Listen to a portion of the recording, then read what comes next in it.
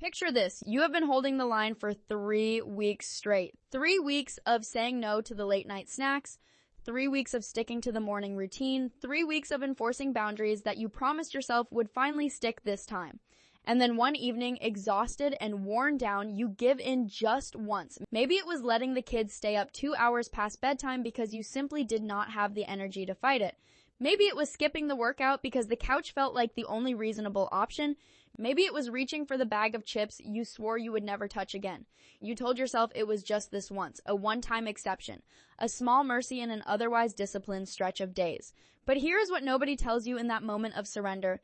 That single exception does not just pause your progress. It does not simply create a small dent in an otherwise solid wall.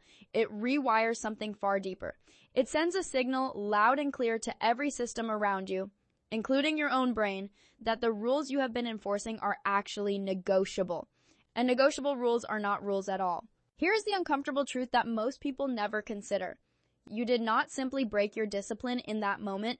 You accidentally ran a behavioral reinforcement experiment, and the results are now running your household. This is not a metaphor. This is behavioral science at work in your everyday life. Every time a behavior is followed by a reward, even once, it becomes significantly more likely to be repeated. Psychologists call this intermittent reinforcement, and it is one of the most powerful forces in shaping human and animal behavior. When a behavior is only sometimes rewarded, it actually becomes more persistent, not less. Think about that. The one time you gave in created a stronger pull toward that behavior than if you had been consistently lenient all along. Your child who stayed up late that one night now has neurological evidence that pushing back works. Your own brain, which got the dopamine hit from the chips or the couch, now has a recorded memory that resistance eventually crumbles. You did not just give in once. You taught everyone involved, including yourself, that persistence pays off. 3 weeks of consistent discipline builds something remarkable in the brain. Neural pathways begin to solidify. Habits start to feel automatic rather than effortful. The resistance you feel toward temptation begins to shrink because your identity is slowly shifting. You start to see yourself as someone who does the hard thing. That identity shift is fragile in its early stages, and this is the part that makes one slip so devastating. When you give in after 3 weeks of holding strong, you are not just losing one night of good behavior. You are introducing doubt into that newly forming identity. The internal narrative shifts from, I am someone who keeps their commitments to, well, I guess I break when things get hard enough. That story, once told, is incredibly difficult to untell. The brain does not average out your behavior over time. It anchors to the most recent and most emotionally charged events. A single dramatic exception carries far more psychological weight than 21 days of quiet consistency. This is why one slip feels like it erases everything, even when logically you know it should not. The damage does not stop with you. When discipline breaks down in a household or a team or any shared environment, the ripple effects move outward fast. Children who witness a parent cave to pressure learn that pressure is a valid strategy. Partners who see boundaries bend once begin to unconsciously test whether they will bend again. Colleagues who observe one exception to a rule start to question the validity of all the rules. This is not about blame. It is about understanding how systems work. Discipline is not just a personal practice, it is a social contract. When you hold the line consistently, you are communicating to everyone around you that the standard is real and that it matters.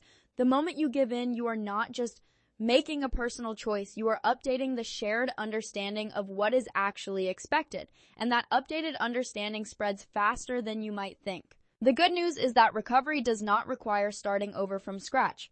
What it requires is a deliberate and immediate recommitment that is stronger than the slip itself. The worst thing you can do after giving in once is to treat it as permission to keep going. That is where 3 weeks of progress truly dies, not in the single exception, but in the days of drift that follow it. The moment you recognize what happened, name it clearly, not with shame, but with precision. Say to yourself, I gave in and I understand why that was significant. Then recommit with the same energy you would bring to day one, but with the wisdom of someone who now understands the stakes more deeply. If the slip happened in front of others, address it directly. Tell your children, your partner, your team that yesterday was an exception and that the standard is back in place. This kind of transparency actually strengthens trust rather than weakening it. It shows that you are self-aware and that you take the commitment seriously enough to acknowledge when you fell short. The goal was never to be perfect. Perfection is not discipline. Discipline is the ability to return to the standard quickly and without drama after the inevitable moments of human weakness. What separates people who build lasting habits from those who cycle through endless restarts is not the absence of slip-ups. It is the speed and intentionality of the recovery. Build systems that make the return easier. Create accountability structures that do not rely solely on willpower. Understand that your environment is always running an experiment on your behavior and decide consciously what results you want that experiment to produce. The 3 weeks you built were not wasted. They laid a foundation that is still there, waiting for you to build on it again. The neural pathways are still forming, the identity is still shifting. One exception does not erase the work.